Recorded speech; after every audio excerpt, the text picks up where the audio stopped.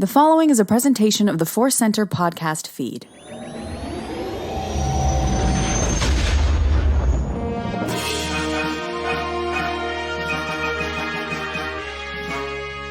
From the center of the galaxy, this is the Force Center podcast feed, and this particular episode is the Bad Batch Report.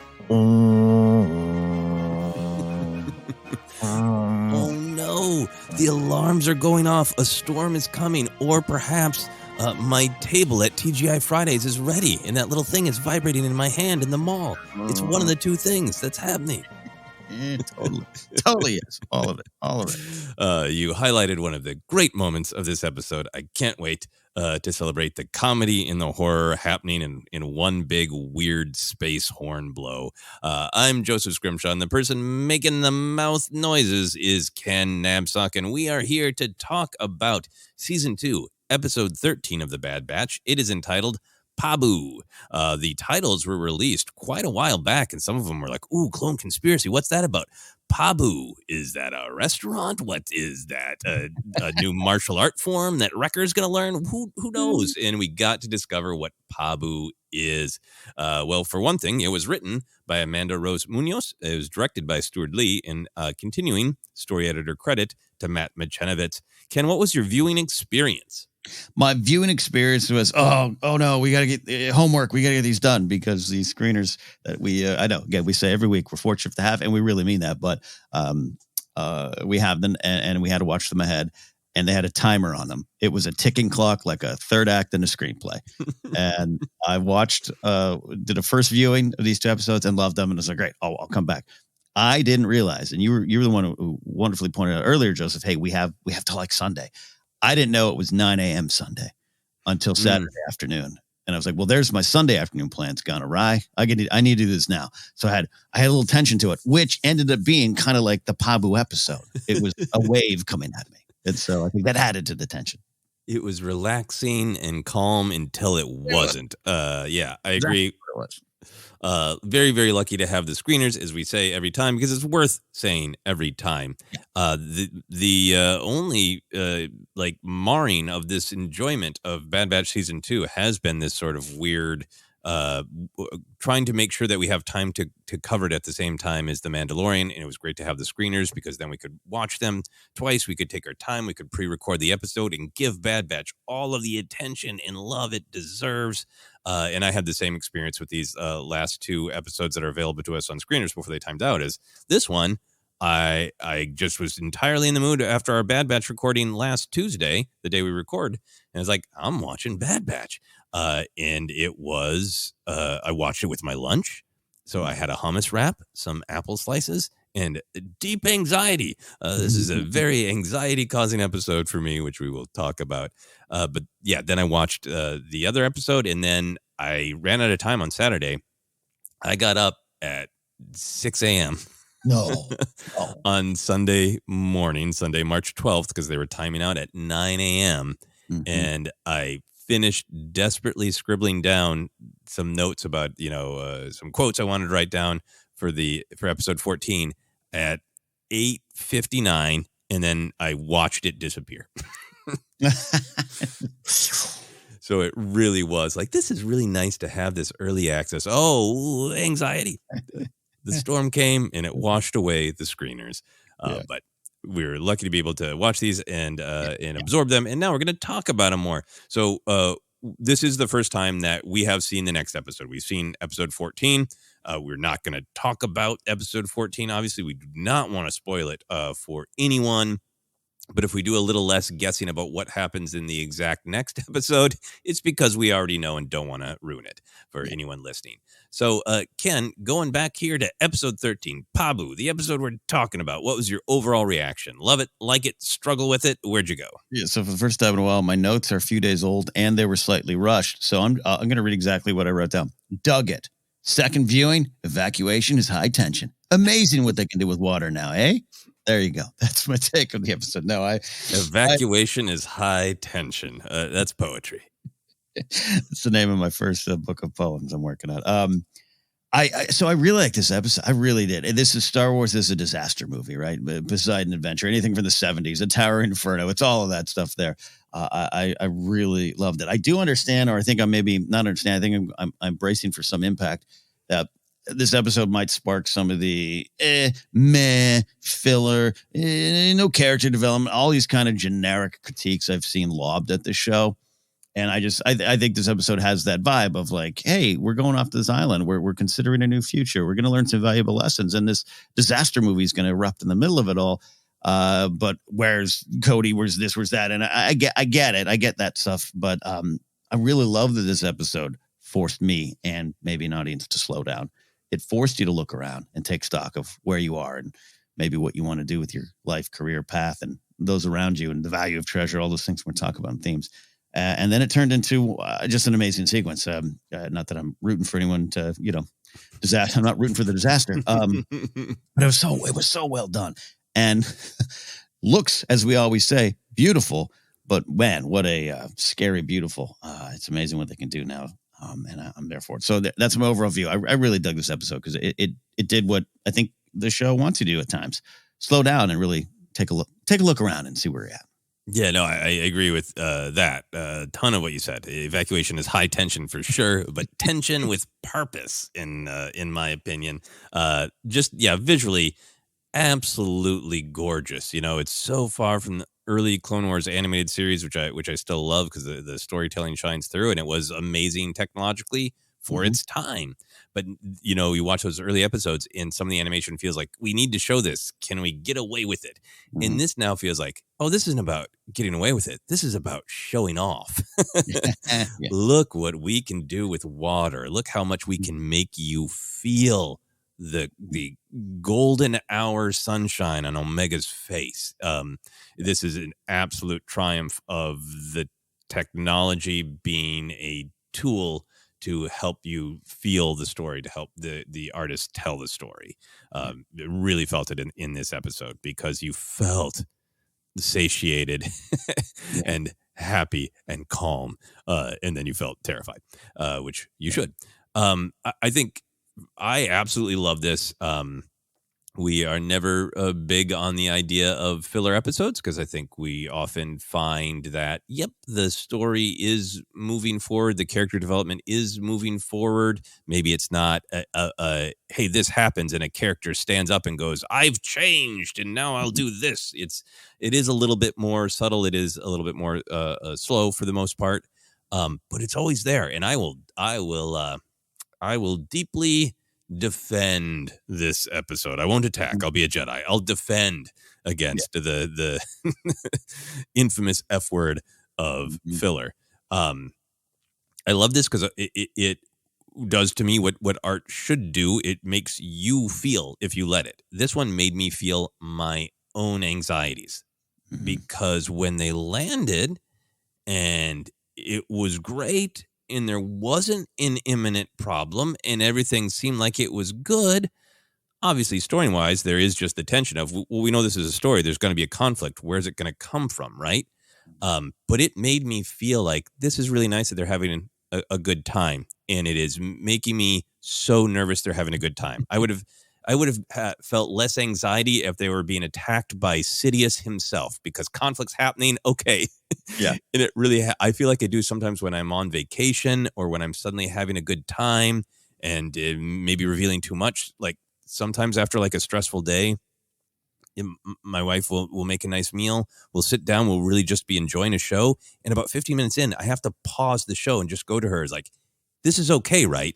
This is okay that I'm relaxed and happy, right? Yeah. I think we're all dealing with a lot of stress, under being a lot of tension, and you can have that weird sensation of when it's gone, it's almost more tense because you're waiting for the other shoe to drop. And this episode made me feel that kind of anxiety in a deep way. And I think it's what the Bad Batch is feeling too, of like, is this possible? How could this be possible? And I think that was not just the story of this episode, it's the ongoing story of the Bad Batch, and it is the brilliance to me of the placement of this episode. We've gone through some extremely dark and difficult episodes, including the Outpost, including what the Bad Batch goes through in the Zillow Beast episode, and the absolute horror from poor Omega of like, it ate the crew. This reinforced this sort of big picture idea of the show that Tech and Omega discussed explicitly in the mining episode, that there is still light in dark times. There are a lot of bad people out there. There's a lot of people taking advantage of other people, but there's still light in dark times. And in Pabu itself is like, hey, look, we gathered up all these refugees and we have built a place of calm and community and peace. It's advocating what Tech and Omega were talking about of like, yep, but there are people like us too who are doing right and helping people. So I think it tied to a lot of the big picture ideas of Bad Batch, which we will get into in more detail. It really picked up on a lot of the specific themes developed throughout the season of explicitly of what is treasure, who can be trusted. Is it okay if I expand the definition of my identity? Is it okay for me to try new things? Is it okay to be more than just a soldier? All those ideas were at play here. Absolutely. A lot of big things going on there. And I'm with you on the tension. And it, it almost is like, yeah, again, you're not watching a, documentary on Pabu and everyone's just going to sit there and have a great time. Something's coming, of course, but I had Empire in my brain. They're going to be found out. And then when it was nature, when it was something that you almost can't stop, but you must survive. And I admit, I went to go back to write down the name of the little creatures and I forgot. So I just called them monkey dews, but I know that's not right. It's pretty close. It's Munoz. Munoz. There we go. Such a great moment there. We talk about that. It almost had some Raiders of the Lost Ark bad dates moment to me of just like them kind of tipping you off to something coming. It worked for me on those levels. And I thought it was both this high tension, as I said in my notes, but really beautiful, not just how it looks, but a beautiful episode. There was a beautiful soul to this episode that I loved. It was a beautiful soul, and it was like, does the Bad Batch deserve peace? And I feel like the answer is like, yes, we all deserve peace. I also think that was one of the really great tensions of the episode. I definitely want to talk about the what the storm means and the choice to have it be something natural. But I think one of the other tensions that I felt as I was watching it, which gave me anxiety during the beautiful parts, was it felt like it was going to be an episode where it's a story that I think we've all seen a lot of, the kind of the grim, dark story of the tortured heroes try to find some peace, but they bring violence to the peaceful place. It follows them. I was waiting for, Sid to betray them or for there to be a tracker or whatever, and for them to be like, we brought the Empire here. And maybe that'll still happen down the road. Who knows? But I really love that in this episode, it was not the Bad Batch who brought the horror to the island. Yeah. Yes. Yeah. Great point. All right, well, let's dive in more to the big themes, the ideas at stake in this episode. Where did you go with your big picture thought? Well, I guess we could start with the continued lessons on what should be valued. What is treasure? Great line from Fee. Treasures can mean many things. And of course, right? Of course, I get that. But I think this tied into connections. It tied into just the people of Pabu being from a lot of different spots too. I really like that thing, and I definitely don't think you would think this too, but or think this at all. But like, they were none of them were running, right? None of them were hiding from the fight. It was like you said, it was a certain kind of peace that I enjoyed. That they even addressed, like, what happens if the Empire comes here? We'll deal with it. We'll figure it out. And I liked that angle too, adds to kind of the bigger thing. But that it just highlighted connection for me, which just runs all the way through, because danger will find you, unfortunately, maybe potentially, and maybe with them. But and you can't change that. It's not quite Shmi telling Anakin you can't change things, but you can't stop change. But helping others, helping communities, helping those in need is always going to be the way. And it's always going to be on your heart, which also might mean maybe for the Bad Batch, this is an idea that they have of like, maybe here is where energy is. And maybe that's enough. Maybe that's our part, or Echo, it's a choice to go deeper into the galaxy, deeper into the fight. Maybe this is our fight. And I don't know if any of that's answered.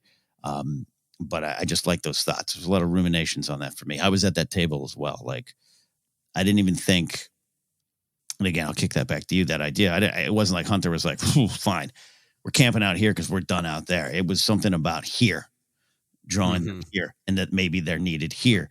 And there's some of those things going through, or maybe not. Maybe they're pushed out and everything. But that ties into the choice to have it be nature versus the Empire, like you said, and that's why I'm on that kind of train of thought. Yeah, no, I really agree with you. I think that, you know, this community is special. This isn't a place to hide, right? Mm-hmm. Hunter, I think, has always been really clear about, my mission is to just survive, to just keep Omega and our squad safe. If we're not soldiers anymore, I don't want to be a mercenary. I have all of these values and these lines that can't be crossed that he demonstrated throughout the season, but really in a Gungi episode. And this is a place that reflects those values. Mm-hmm. I think for me, the way that I looked at the big picture of this episode is the idea of fulfillment, aka the real treasure. So not just a place to hide, a place that fills our souls. Mm-hmm. The everything about what Pabu is a Star Wars theme statement of what is good, what people need, what the light side is, right? Mm-hmm. I love looking at the lessons of the light side in the dark side of the Force is not just a blue lightsaber versus a red lightsaber, but Right. they're beliefs and values that are being upheld or attacked. Yeah.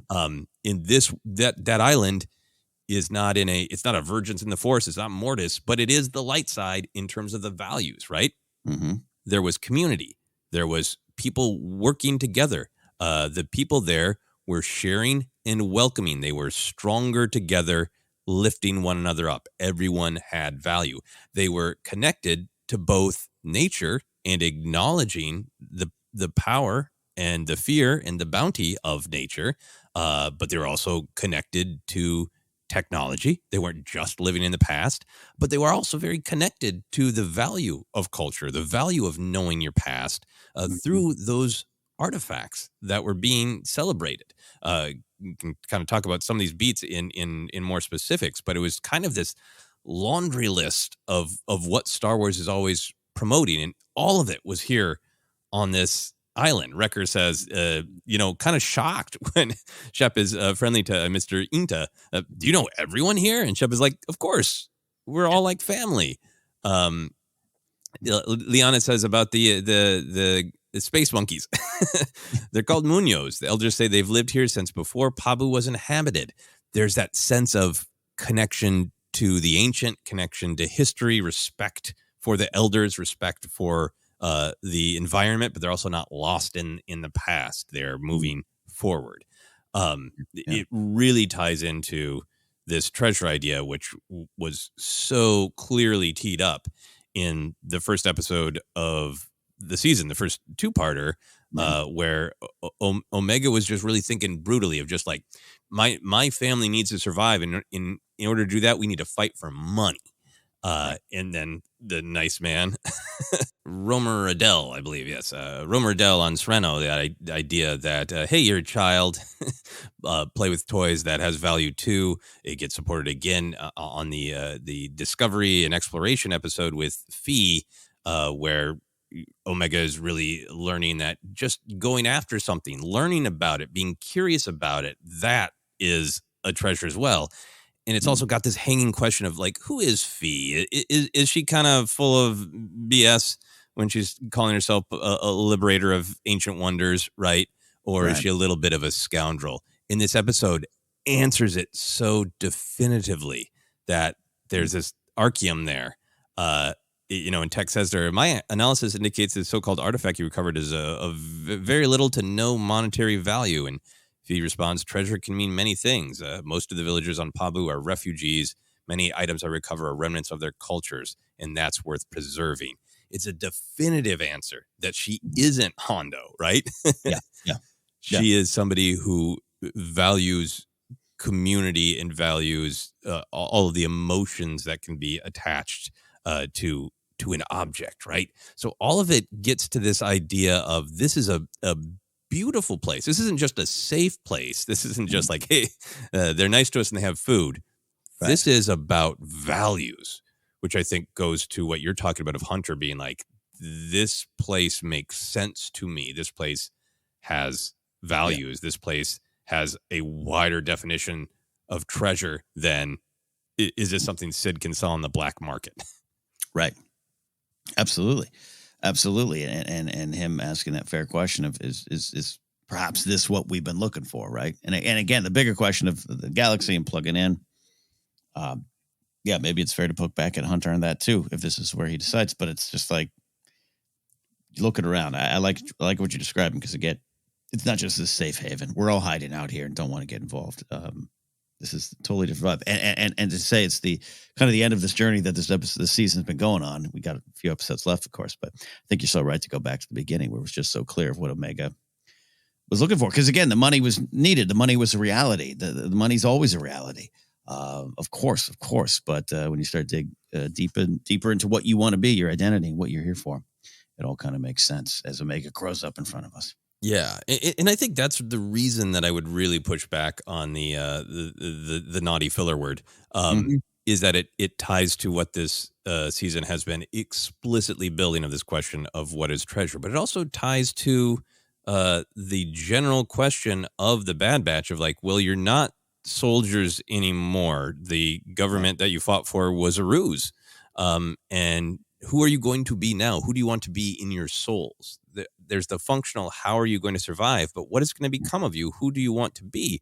And that's been raised even more with the episodes in this season where the clones have been vilified by Palpatine, and they're being, all clones are having their identity, their purpose taken away.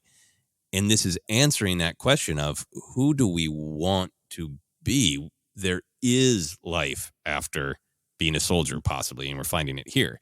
One of the things that I thought really supported that is it's a light touch, but there are moments of the treasure of fulfillment for each individual member of the group. They're each highlighted. The group has, some fulfillment in that they might not need to be soldiers forever, but their skills as soldiers clearly have value. So that's nice that they get that that whole validation of actually being soldiers. But the idea that they can experience more, live more, have more to offer than just being soldiers is great. And a great contrast to Sid, who sees their value only as soldiers, right? Completely. It's been 20 rotations and no word, you better be dead because your absence has cost me a few scores, she says. And that's such a contrast from what Fee is telling the rest of the Bad Batch about Omega of like, oh, she's got the whole soldier thing down, but don't you think she should learn some other skills? Yeah. Funny joke from Tech of like, what other skills? But it's reflecting the themes in that riot racing episode with Tech, where he realized like, oh, my skill set is my skill set. And it doesn't mean that I just have to be a soldier. I can do other things with my skill set. So fulfillment for the whole group as, yep, your skills have value as soldiers, but also as many other things like, hey, members of a community, and fulfillment for the individuals as well. Yeah, no, I love highlighting that tech line, which I'm sure we'll talk about, but just from that point to, they've not known any other thing, but they've been picking it up along the way. And take that to wrecker fishing, just finding a new way forward. I like all that there, and the opening sequence it's really great. It almost has some Club Obi-Wan vibes too, but I love that because you're talking about Fee and what it means for her to really get it's such a scoundrelly pirate bounty hunter-ish kind of opening sequence, and then for her to be like, I take these things and I go here. Amazing reveal for me.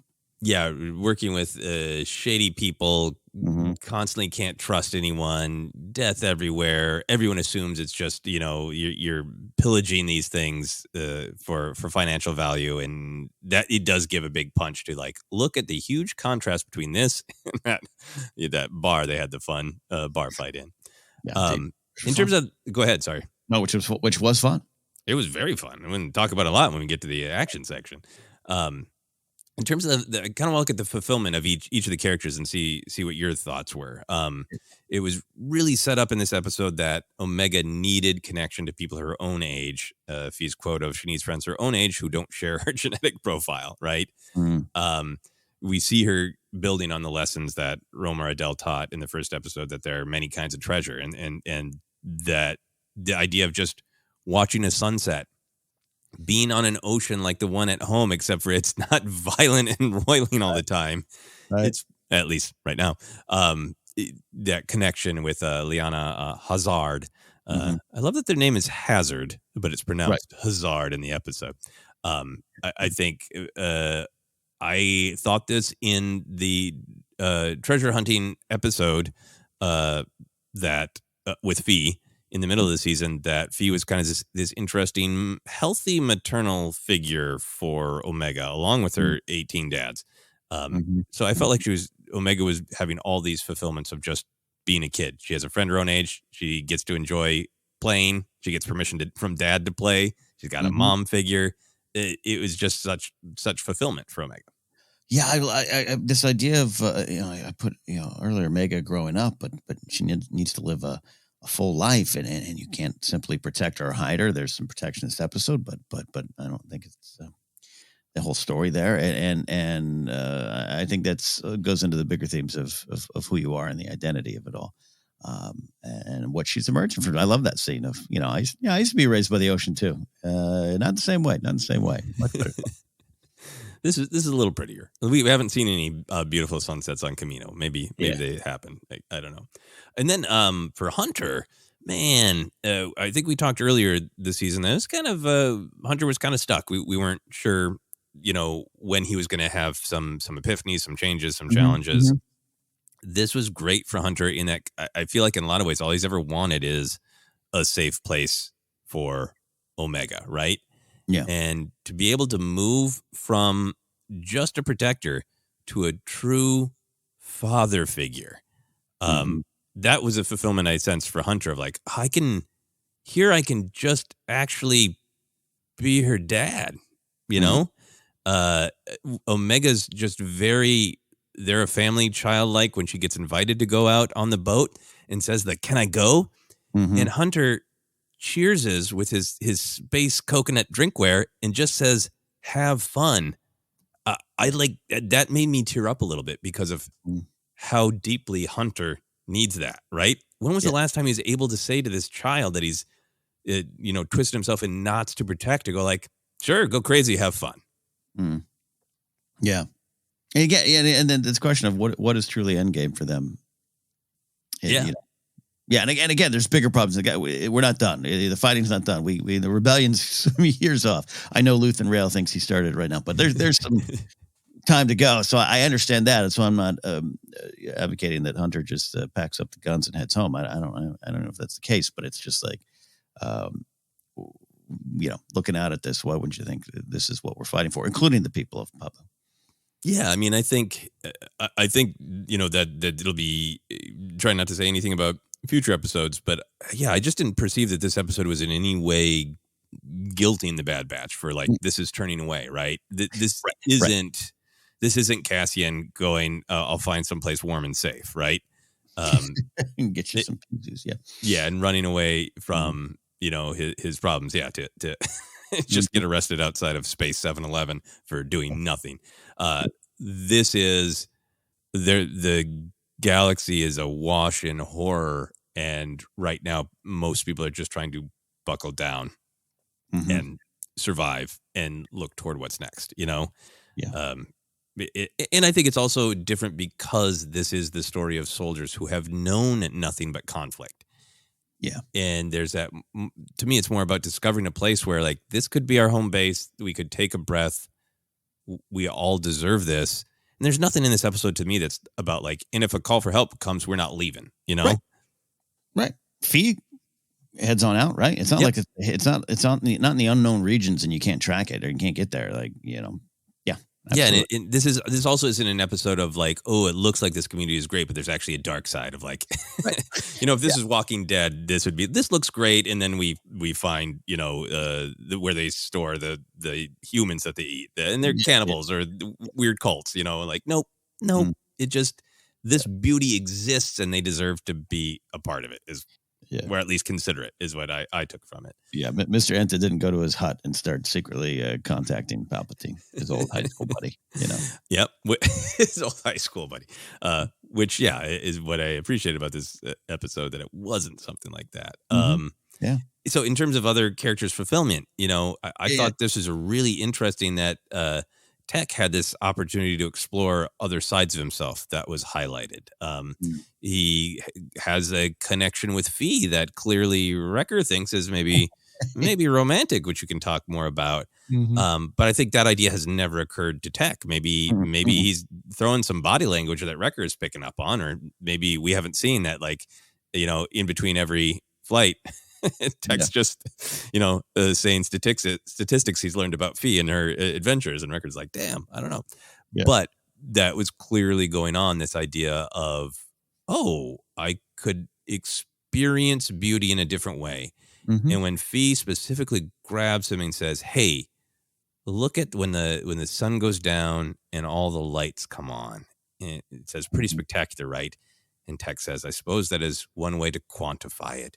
Mhm. It really is about that invitation to explore other sides of himself, right? Mhm. Of like, these are parts of you too. If you're not obsessed with just being a soldier and just being on a mission, what else could you? How else could you be fulfilled?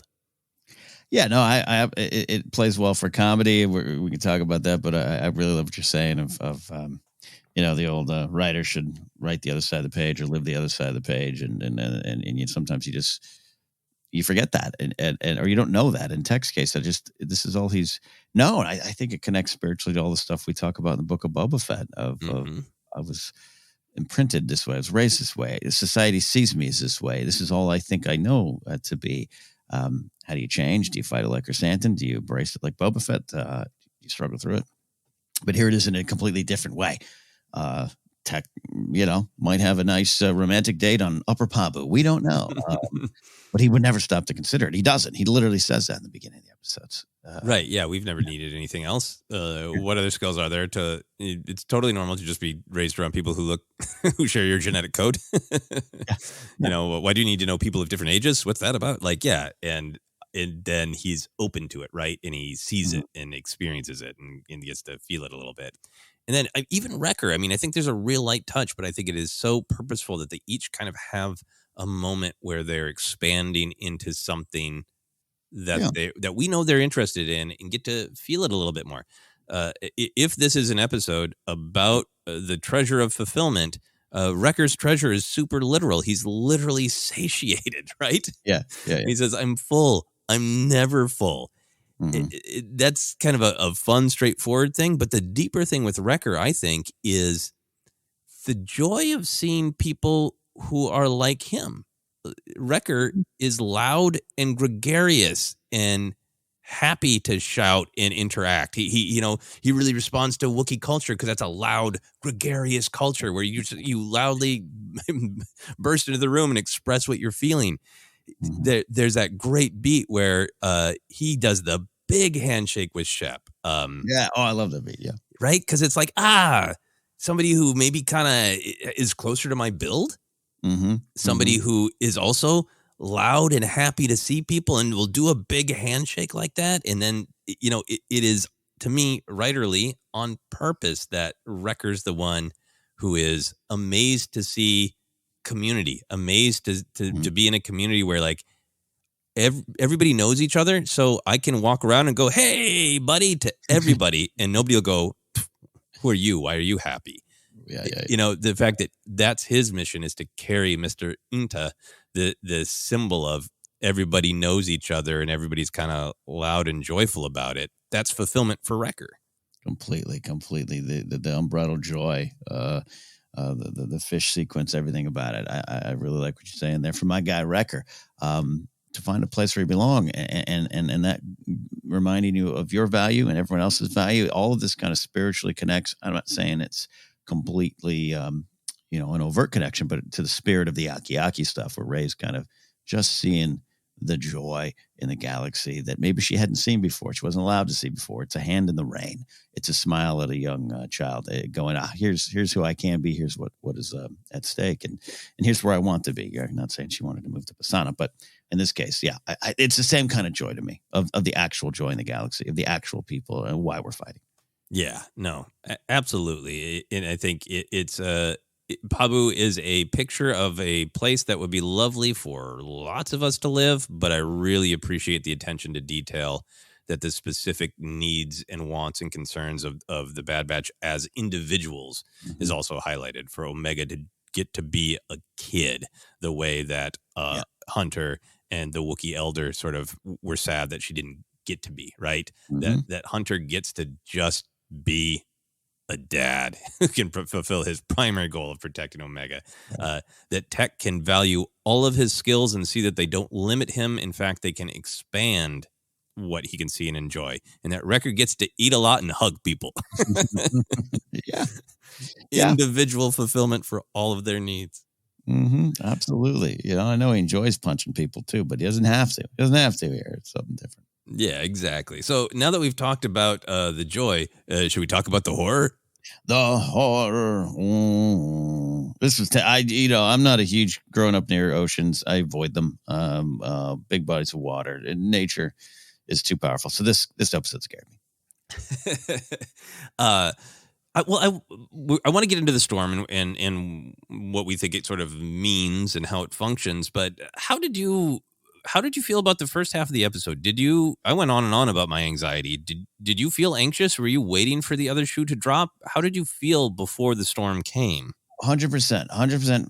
But like I touched on earlier, like, had to have been the Empire was going to come out of hyperspace. Had to have been the attractor. Had to, pirates or something would have following Fee wouldn't have been enough for me. I just had that idea of like you said earlier, they're going to bring it, or more of the lessons of the oppression of the Empire. We're going to see that stuff, and we see it wonderfully explained time and time again in other places. So I liked that. The moment I heard the rumble, it was something different, and that's going to danger's going to find you. That's just life. And I deal with it. So yeah, I was waiting for the shoe to drop, and when my monkey doos, my Munoz, whatever, making up a Periubu, great band. When they started reacting, you always watch those animals. We live in earthquake country. Got to watch those dogs and cats. They're doing weird things. Tape some things to the wall. So then it hit, and then the anxiety was it paid off, I guess. Yeah, the anxiety paid off really, really well, because there's that part of me. It's like, oh, please don't be, V-wings, right? Yeah, storming in to attack. Please don't let it be, a Star Destroyer, in the atmosphere. I really, really liked, because it's to me, it's what made this episode beautiful. If somebody asked me to define the Force and the balance of the Force, I'd be like, hey, there's a lot of ways to do that in Star Wars. One of them is you can watch the episode Pabu of Bad Batch. I think it's very meaningful that the Bad Batch and the audience are both nervous that the other shoe is going to drop, right? We feel like Hunter, like, can we relax? Can she go on the ocean? I guess she can. I love the idea that you can't just have paradise. Life isn't that simple, like you're saying. And this was a great way to show that without being cruel about that, to be natural, right? This is the balance of the Force in nature. Nature is beautiful, peaceful. There are beginnings, but also sometimes it's destructive and sad, and there are endings, right? This is the natural balance of the Force. The light side and the dark side exist. Balancing the Force is not sometimes going to be kind of benevolent. Sometimes I'm going to choke people I don't like. That is not balancing the Force. That is taking light and dark side actions. Balancing the Force is the reality of the speech that Luke gives in Last Jedi. Birth, death, beauty, beginnings, cycles, right? The ocean is bountiful and gives to them, but the ocean's going to do what the ocean's going to do sometimes. Yeah. And I think that was deeply powerful because it is a reflection to me of the philosophy of Star Wars, of the light and the dark side in the balance. And it was just so fresh and surprising that instead of a person, a being making a choice, which is the way we often see the dark side represented in Star Wars, is that somebody put the force out of balance by making a choice to do something aggressive and cruel. Right. Sid putting a tracker on them. Turns out Fee was double playing them and betrays them. The Bad Batch accidentally brings the Empire there, etc. It being nature is just a different story and a different supporting of this light side, dark side, natural balance philosophy. I agree with you in a big way here, and it takes you through some of my thoughts here of this episode, but also the overall conversation. And it's funny too. In the past, I think for me to boil it down in my brain, sometimes when I talk about balance and the Force and how Star Wars explains it, Last Jedi stuff really comes up obviously a lot. But I always, even for myself, off air, think of a tidal wave coming, and that might be someone trying to take the dark side in a direction that overcomes the light, right? And can you stand in the wave and help? Now, I want to also legally say, don't ever stand in a way of a tidal wave, folks. Okay, but that's how I look at it. I always look at it like that, right? It's a wave. You stand. Qui-Gon's going to stand in front of that to defend the light from those who would take the dark and unnaturally move it into the light. So I had even when this started, the Munoz did their dance and got out of there and all the stuff, and the tide receded. I thought, all right, is the Empire's tidal wave 3000 ship at the end of this? Is there some kind of reveal on that? And it wasn't. It was just what you're talking about. And I don't know. Also, by the way, this isn't something that jumps out to me in my first viewings. This is why I encourage folks, if you got the time, watch it a second time, or if you got a moment, think about what you're going to say about these episodes. I think that kind of, if you're just watching, well, nothing happened. The Empire wasn't there. The Tidal Wave 3000 ship wasn't there. So this episode was filler. Like that's kind of where I want to fight back against that kind of talk on other podcasts and other shows. If you don't like the episode, that's fine. But think about what this is. It's a rumination. It's a reflection on all the things Star Wars talks about. I really agree with you on that. And through that comes value. And what happens when the wave hits? Because it isn't the Tidal Wave 3000 ship behind it. They find a way to work together to save each other. They find ways to this isn't working. We got to go different ways. We can go into those details there. And it's what the galaxy has to do and what they maybe have to do as well. Yeah, no, I really agree with you. And I think this is, to me, why it's valuable to watch Star Wars in any entertainment that you choose to with a why mentality. Mm-hmm.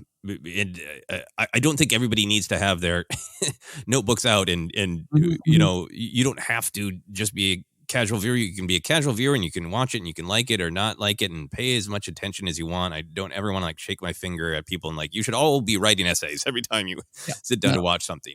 But I don't think this one requires super analytical. It's literally the calm before storm.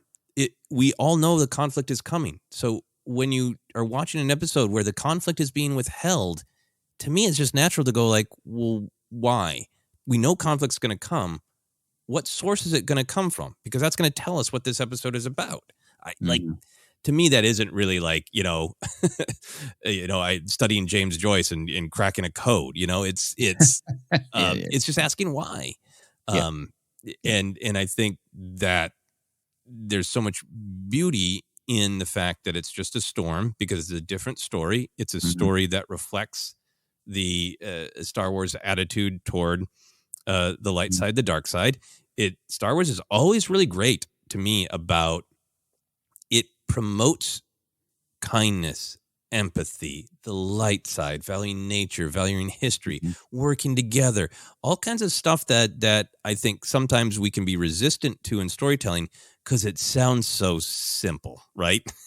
It sounds so quaint and kumbaya and, we can solve all problems by holding hands in a circle, right? It can sound really cheap. What makes it powerful is when those values are put up against real high stakes and real horror, right? Yeah. And something as devastating as we've got this beautiful, peaceful community. We've got an early warning system that should work. And we haven't had one of these surges in 3 decades. It should be fine. Like, yeah, well, sometimes it's not. Sometimes life isn't fine. It's actually kind of a brutal message, right? Yeah. Yeah. And that's then throwing that darkness into it is what makes the light and the beauty shine to me. And I love that that's what's going on in this episode. I also just really think it ties into some of the ideas that they've been building in the rest of the season. Really obsessed with the crossing episode for lots of reasons. But it really was that message that impacted me that, hey, it's a dark time in the galaxy. The Bad Batch doesn't know exactly how they're going to survive, where they're going to end up. And Omega says, well, but we'll all get through it together. And they stare at that storm that's coming from them. When we reviewed that episode, I kept saying both sincerely and kind of jokingly, they live inside a storm. We all do. Trying to accept that things aren't going to be perfect. What we need to do is figure out how to live our best lives while, hey, sometimes you're suddenly in the middle of a storm and you got to deal with that. Yeah. That was a somewhat metaphorical idea. They were literally watching a storm come. Here it is explicitly. Here's that same idea explicitly. Everything is perfect. Wrecker is full. Maybe Tech can fall in love. Hunter gets to be a dad. Maybe he's going to start making dad jokes. Everything's great. Oh, no, it's not. No, it's not. We got to deal with that, right? So that gives it this beauty. Mm-hmm. And then I love exactly what you're saying is it's this natural calamity, but they face it with the tenets of the light side, right? Mm-hmm. If that storm it's the dark side. It's the dark side of nature that there's violence, there's destruction, there are things outside of your control, right? Mm-hmm. They can't stop the wave. They don't try to stop the wave. All they do is work together quite explicitly to preserve and defend life. Yeah. And then make a kind of a solemn oath to work together to rebuild. Yeah. And none of it, and it's not and it's an inclusive community. Almost lots of other stories where you had Upper Pabu, the people in Upper Pabu might not care about the people right. in Lower Pabu, but it is just an actual geographical distinction, not a value distinction. Yeah. Shep saying we got everyone out in time. That's what's important. We will band together and rebuild. And again, it's not like everybody's like, oh, who cares? They were just houses. We see people like weeping and injured, right? Mm-hmm. They all lived, but it was something to live through. It was hard. It was awful. But through these tenets of the light side, they're going to pull together and deal with it and cope with it. Yeah. Yeah. No, absolutely. And I'm thinking too, it's like, I always want to be careful. You can pull things too far out where I'm like, I'm not saying that I think the Bad Batch themselves should not get involved in the bigger picture, or that there's not the bigger picture to worry about, or that sometimes you shouldn't punch that tidal wave. I just really like what you're saying about this episode, how it was played out, how nature was there, reminding us of the darkness, and everyone was saved, right? There was no tragedy in terms of loss of life. Mm-hmm. Everyone was saved. How they did that. The why, of course, there, but the actual how they came together to do that, and then sticking around to fight it. Then you look at what's going on in the galaxy. It might be a big, giant, overwhelming tidal wave, and maybe some are more capable of punching back. Maybe some are more, again, Luthen's over there going, I got a plan, whatever. I'm broken. My soul is broken. He's got that.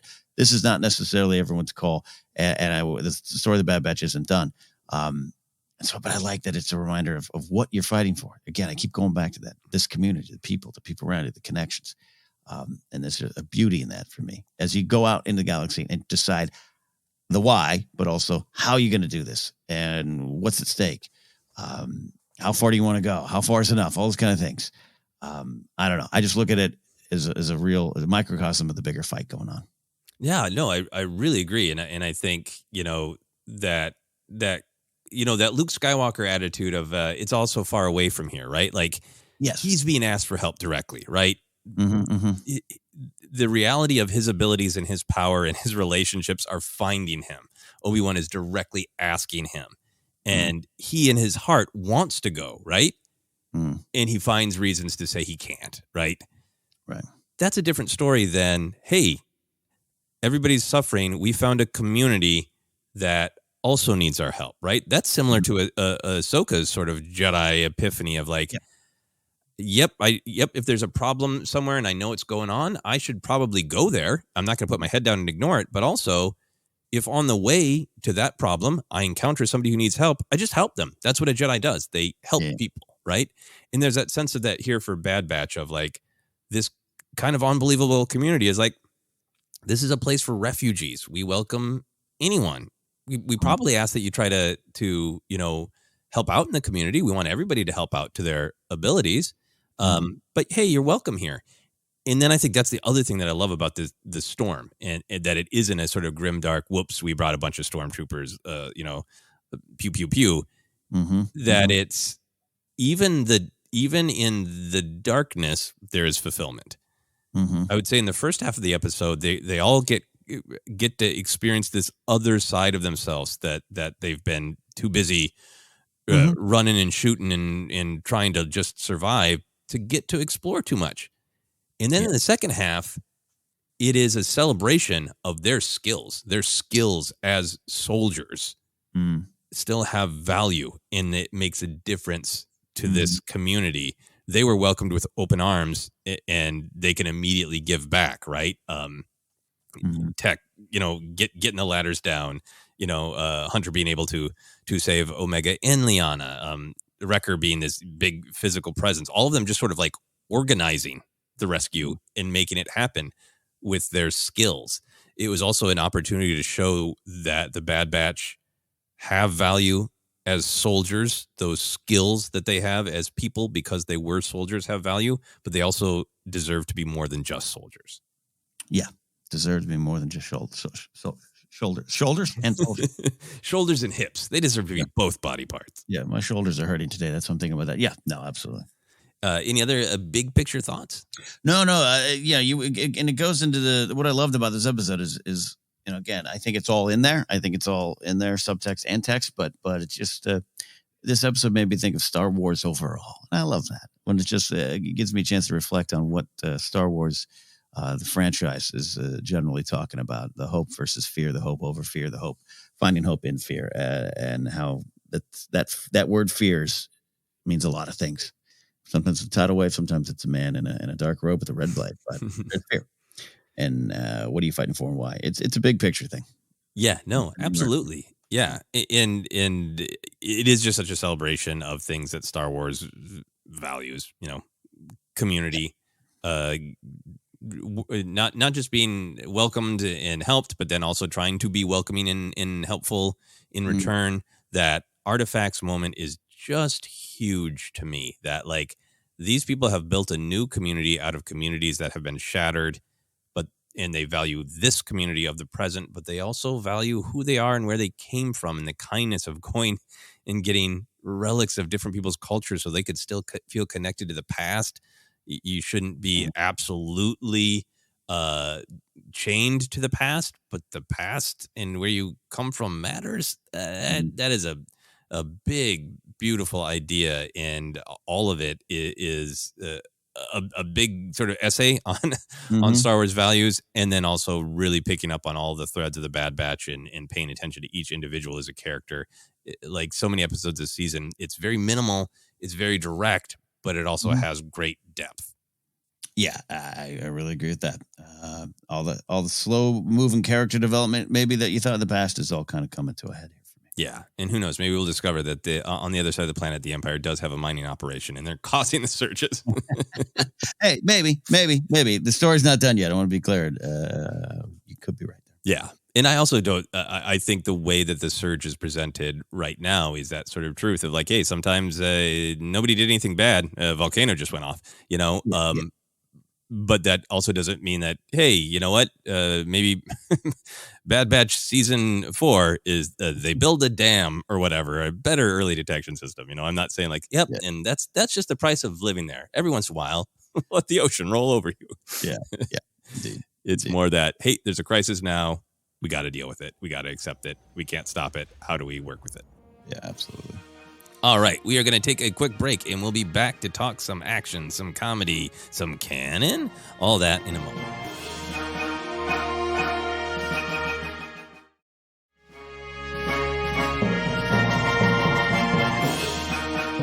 And we are back to talk more Pabu, Season 2, Episode 13 of The Bad Batch. We're going to talk some action moments. There was a fun, exciting action scene at the bar, and then, hey, the ocean attacked them. So what moments did you enjoy?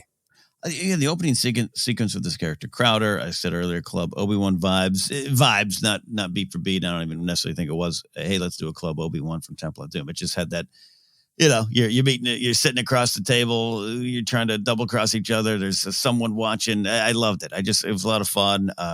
Omega right there, front and center. Love when she pulls the bow out. Like overall, just really loved the sequence there. I think my favorite part was Wrecker standing up, cracking the neck, ready to fight. It was a good cheering for the Bad Batch moment of you should have brought more muscle. Like they did. What part of your body are the cracks coming from? Neck, knuckles, somewhere else? Absolutely great. Yeah.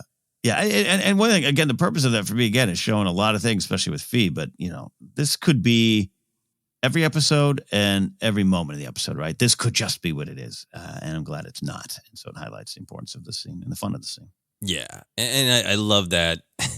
It was a good setup also just kind of for Omega that it really did feel like Fee's like, oh, I'm trying to teach her things. Like in this world that we travel in, you can't teach her things without having her in bar fights.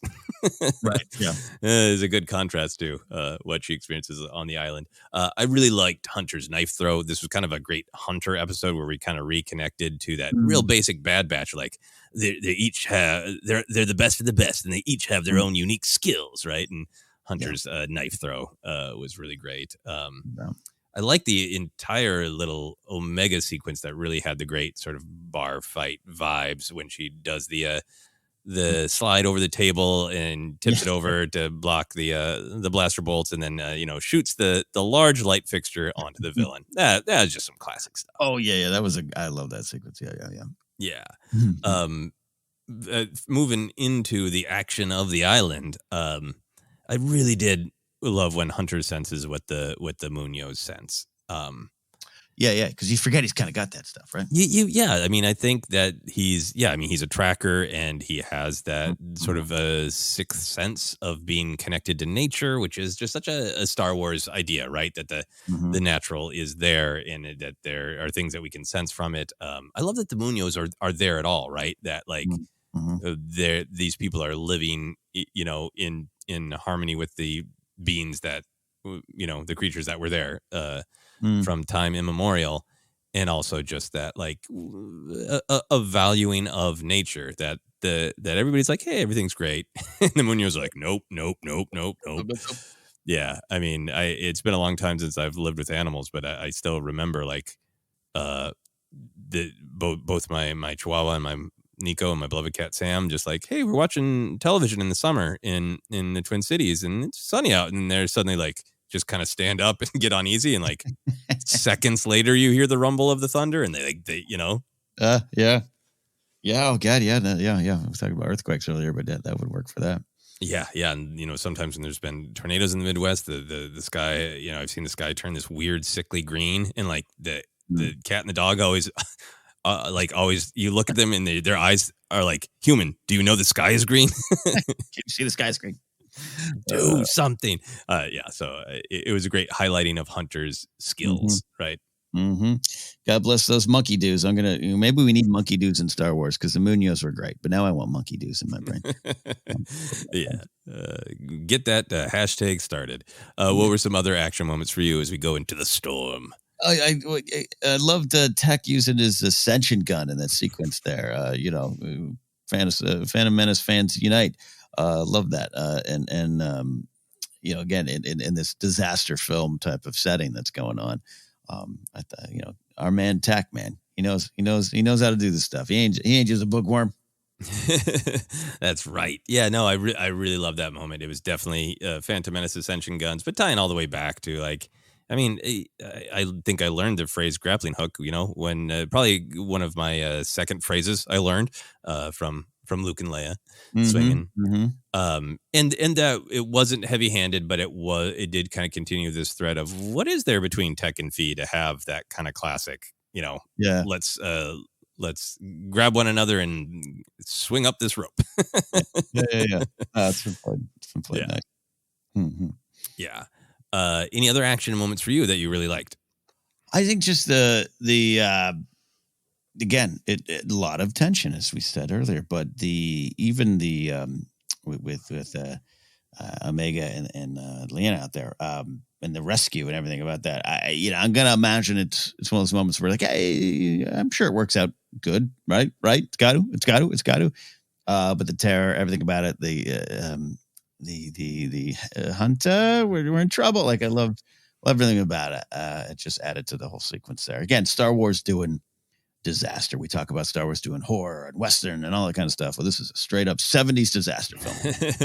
It really is. Yeah, that's a great point. And I like that, that Liana was kind of showing Omega some things that she doesn't always get to experience. And then Omega, like the rest of the Bad Batch, is like, one of the things I know how to do is run from danger. And I love that when she's like, you picked her up and like, we got to keep running. Final beat for me is, pretty straightforward action beat, but I love Wrecker grabbing Shep's hand. Shep almost doesn't make it over the wall, right? Yeah. Because it does reinforce this little bond connection that they have. And it's also yet another like specific skill of Wrecker's strength, helping to save the day, save the community. Everyone has a part in the story here.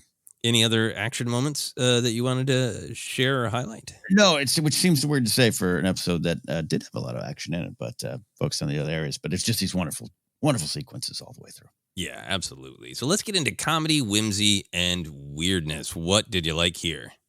I liked the Bith player trying to steal credits at the end. And the subtitles identify him as like Bith game player, whatever it was funny. Love that there. Tech only playing against himself as a challenge was great. Yeah. I really like both of those beats. The Bith was fun. I hadn't noticed. Was it Bith Gamer? Bith Gamer, yeah, whatever. Yeah, I can't remember. Bith Gamer on Twitch. Follow him. Yeah. Follow the Bith. I liked Omega's real bright to the baddies in the bar. She's not a pirate. She's a liberator of ancient wonders. Great callback to that line and a great reminder for us to go like, that sounds like BS. We have begun, you and I, our discussion of Indiana Jones, and that is such a talking point in our culture about many stories like Indiana Jones of hey, it's one thing to just discover something buried. It's another to say, where does it belong? Who does it belong to? Am I actively taking it from a specific community? So that I love that line is set up again so that we can find out like, oh, wow, it's true. Yeah. And it's just such an Omega line to be like, I have really she's a Fee fan, right? She's joined the Fee fan club. Yeah, and I am too. I think I've loved it so far. Fan of Wanda Sykes, anyways, in real life, but as a comic. But this episode, it all kind of came together, the banter and everything, but just who she is, the reveal, and where she goes. I just loved it. Yeah, absolutely. And a lot of great tech lines, like you're saying. I really do like that one. Yes, I am playing against myself. It is the only time this game is a challenge.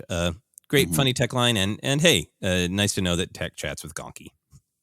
Yeah. Oh, yeah. Gotta love our guy Gonky. Yeah. And then we talked about this line a little bit, but I wanted to highlight it as comedy when Fee says about Omega, she needs friends her own age who don't share her genetic profile. Tech's deliberative.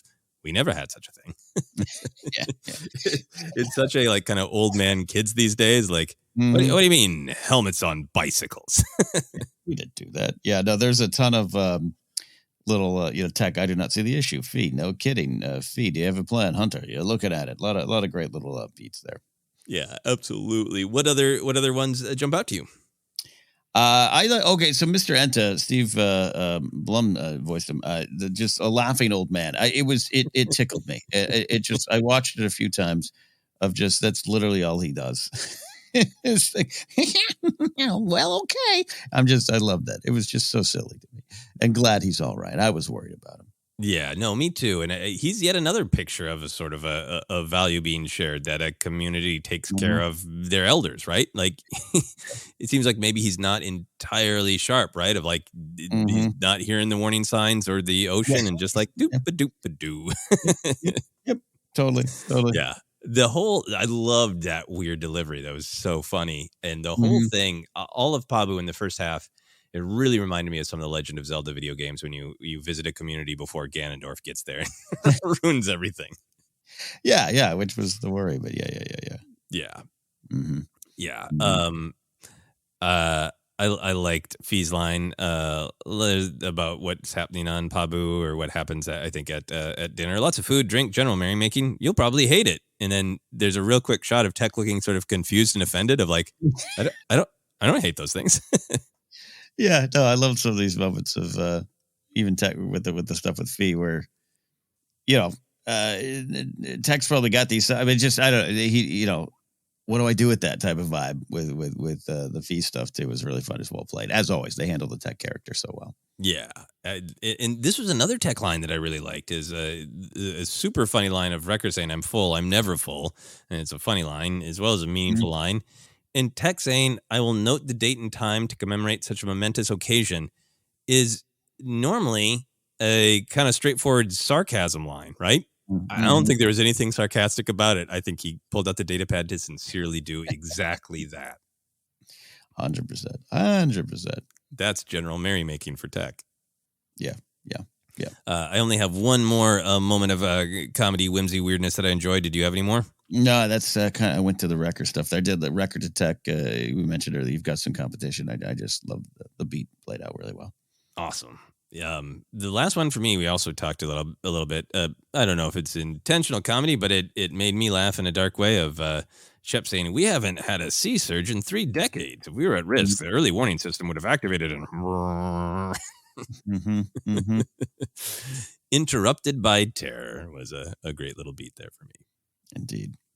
We're going to move on then to canon, lore, connections to other stories. Not a lot of specific stuff. This wasn't, hey, there's Palpatine in this episode. But you know what? Great Star Wars canon and lore and connection to other stories I thought there was, Ken? Refugees. In a large galaxy, there's always going to be crisis, but the idea of refugees has been placed in Star Wars, a lot. It's in Attack of the Clones, Anakin and Padme are on a refugee ship. I think the Jerindian Valley. So even in the build up to the Clone Wars, when there's a little bit more crisis, there are refugees.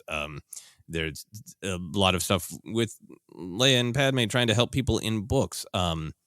There's a point made in the Clone Wars animated series that it isn't just the violence in the Order 66 that's Palpatine spreading the dark side. It's that this war that doesn't need to happen is causing pain and suffering everywhere. The episode Assassin, which is one of my favorite Clone Wars episodes, it's about Ahsoka dealing with the vision that Padme is going to be assassinated.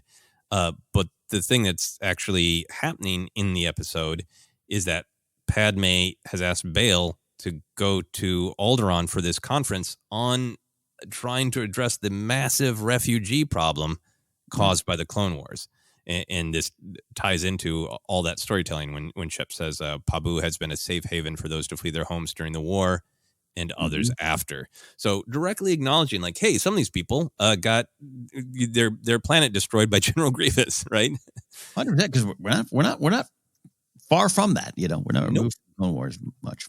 No, so it's a direct connection to the politics and the sort of galactic galaxy building of the Clone Wars.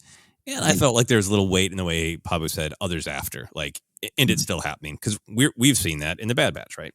Yeah, 100. Yeah, absolutely. Yeah. So any thoughts on that big canon connection? Well, it's just an important tool to the overall story. So yeah, no, absolutely, it's there. You think about it. I think about Attack of the Clones a lot, just what that means. But yeah, no, I in terms of this being a series that deals with the fallout, I love when that kind of stuff comes up. Yeah. And then this is not immediate canon. This is looking ahead and kind of looking at the shape of what the Empire is. The Bad Batch are rightfully concerned because they haven't seen anywhere in the galaxy. Almost everywhere they've gone has had some sort of horror that is happening because of directly the Empire or people emulating the Empire. And they find this beautiful haven and say, hey, aren't you worried about the Empire and showing up? And Shep says, well, why would they? We're a remote island with limited resources.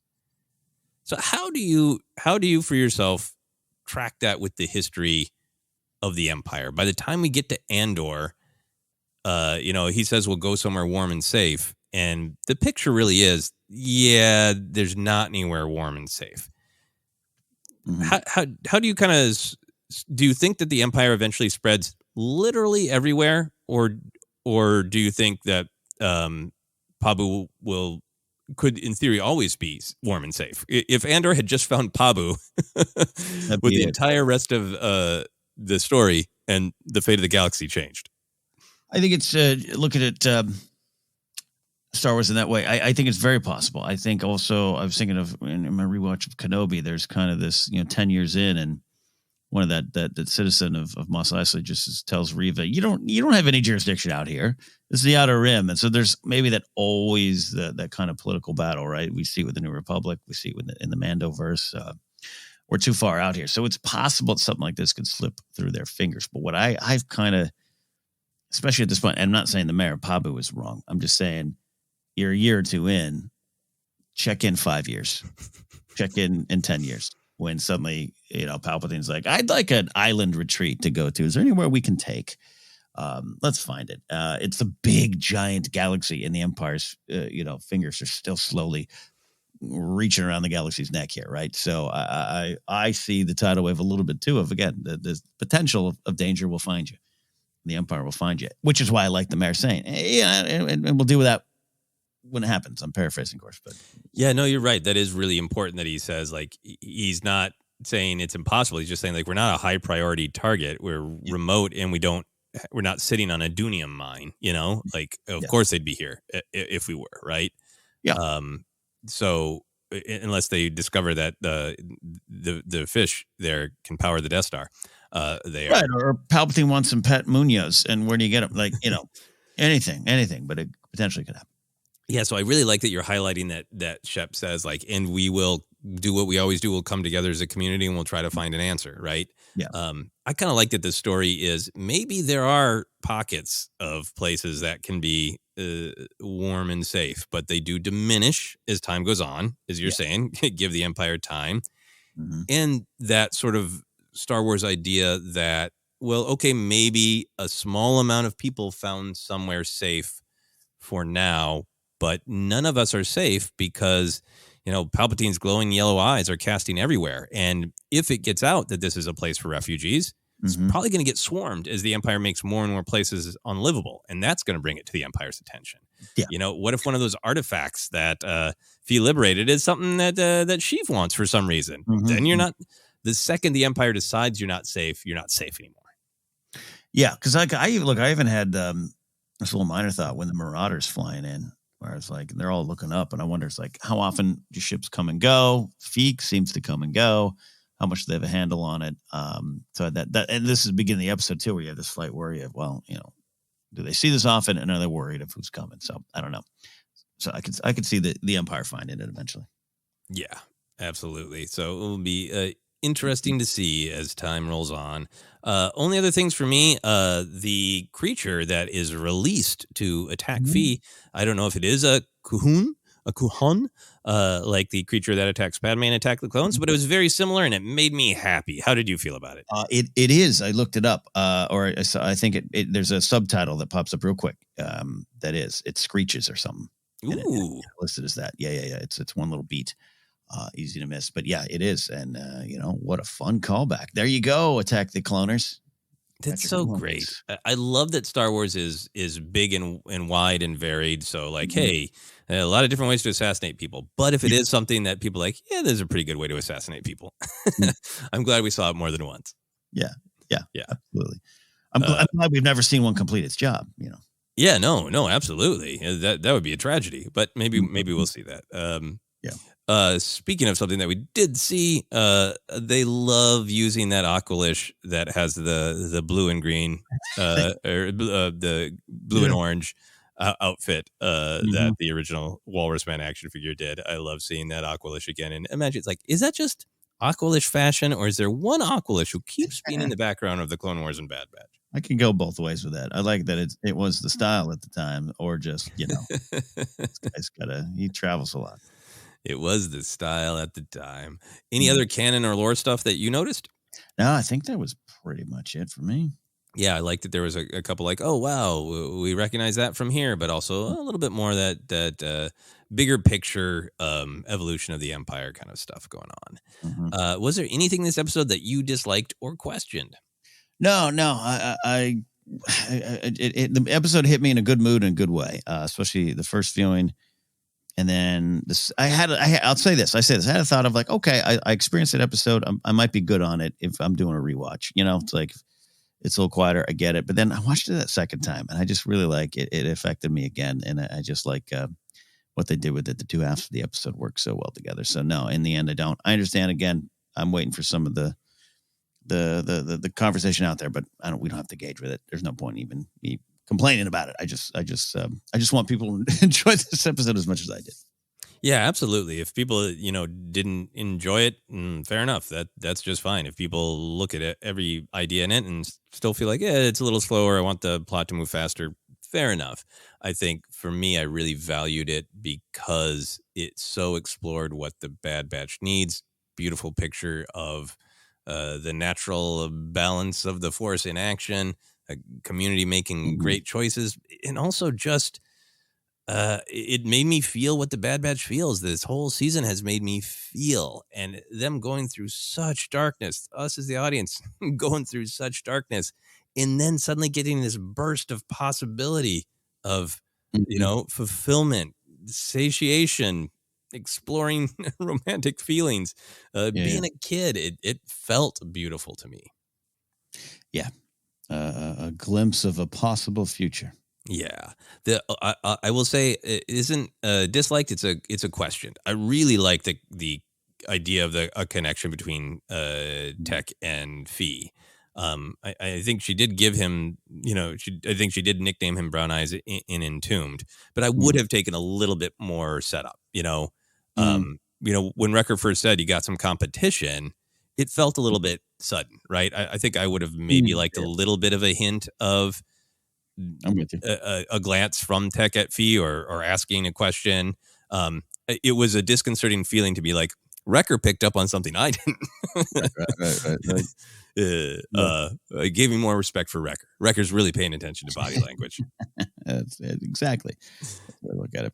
Yeah, Yeah, I I love feel it, but I would have taken, they've been doing an amazing job of setting everything up Mhm. and paying it off. I would have taken a little bit more setup on that. Yeah, that's fair. I'm Is with there you. anything that we haven't talked about that you wanted to touch on? No. I think it's all there. Yeah, I think you alluded to it earlier. The only other thing for me that was also a little devastating about this episode is the existence of Pabu. It made me a little frightened halfway through that there might only be 2 seasons of Bad Batch. Mm. Um, Yeah. the question for so long has been, who are they going to be? Where can they go? They kind of had this unsteady alliance with Sid, but they didn't really like it. Then the Marauder was home, but even that can be taken from them. Who are they going to be? Where are they going to end up? And the fact that the show, with only a few episodes left, is offering us a place where we could put a bow on the story of the Bad Batch for now. Their story isn't over. Who knows who Omega grows up to be? Who knows if Wrecker's around a tree on Endor? Who knows, right? Yeah. But for now, this could be a happy for now ending. The fact that that's in play at all has made me concerned that there are only 2 seasons. Yeah. There's some other things out there. I think the answers might come soon. Not talking about announcement of a show at Celebrations, but like the final 3 episodes. But yeah, I'm with you. I want 3, 4, 5 seasons. I'm hopeful. But even just we haven't the lingering Cody, where Cody goes off. The fact that Gunji was a one-off, a one-shot, so to speak, that he's not now part of the crew and everything. It's not. It just kind of showed me they're not picking up a bunch of all-stars that are going to go fight this part of the rebellion at this point in the timeline. Yet again, this is open speculation that you and I are kind of sharing right here, right now. That maybe that wasn't the point, right? This is more the point, the thematic journey that this gang is on. This Bad Batch. It might be maybe different than we expected versus, because even Rex and Echo are off. Echo's like made his own decision. He must do what he feels is right, of course, and he's over there doing, and that's his part of the fight. And now here, so we'll see. I'm with you. Yeah, I do think that they're, even going back to the first season when they encounter Saw very early on, right? Mm-hmm. And Saw's like, drop everything and fight, right? I understand how the question can be raised or make people feel like this is the story of how the Bad Batch joins a version of the rebellion, or right, a cell that eventually becomes a rebellion, because we know the rebellion doesn't just start, right? Cells come together is the story. But yeah, you could look at the Bad Batch and go, is this going to be a story of how this group comes to be an early cell of the rebellion? Or is this a story about how these individuals, these beings were created for war, created for a purpose, had that purpose taken away from them, exposed as a lie? And how do they find peace in this traumatic period? How do they get on their feet so they can be in a place to help people down the line? And if it is more that story of surviving the initial trauma of the creation of the Empire, then there is a possibility of wrapping up. Yeah. We say with the big word, unfortunately, over it. But, and again, you and I had this conversation. I think the RAM part of it all of kind of removed from the board, and there's no follow-up yet. And I know that's some of the stuff people want, right? They want those, give me the answers, the big connection, where we're going with this. And I think sometimes an episode like Pabu is where we're going. Yeah. Lessons. In the introduction of Hemlock in there's some potential there. If you could have a figure or merch of any character or idea from this episode, what do you want? I think it's Mr. Enta. I wouldn't mind a plush Munio, but I don't know. He's such an interesting little one-shot little character there. Just shows up giggling. Maybe you have one of those old figures where you pull the string and he just giggles.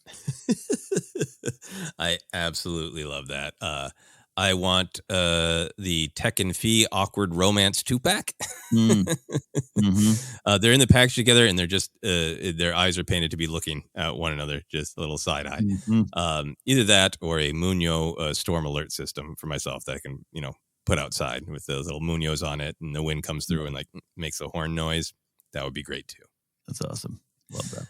All right. Any other thoughts, or shall we wrap up? Let's wrap this one up here. A lot on the table, though. Yeah, so where can people find us? Hey, friends, we are at Force Center Pod on Twitter. We're on Instagram as well. You can find some reels and shorts and all those good things on our YouTube channel as well. Follow us there, subscribe, figure fights. We've got, like I said, shorts, essays. You want more in tech? Joseph's got a great essay in tech out there, too. Check out our YouTube channel. And you can find us on Facebook at Force Center Podcasts. We're available in a lot of different spots, podcast-wise. Just search, you'll find us. And you can also get merch at tpublic.com/user/Force Center, or you can go support us directly at patreon.com/Force Center, which includes, new merch tables. We got a new goal set there as well. So head on over there if you'd like to. You can follow me at Ken Napzok, or go to my website, kennapzok.com, for more information. And where can they find and follow you, sir? You can follow me on social media, Twitter, Instagram, Mastodon. Just look for Joseph Scrimshaw, at Joseph Scrimshaw, on all those places. If you want to check out some of my short films and comedy stuff, you can go to my YouTube page. Just search for Joseph Scrimshaw as well. But for now, for myself, for Ken, for the Munios that let you know a storm is coming, this has been the Bad Batch Report.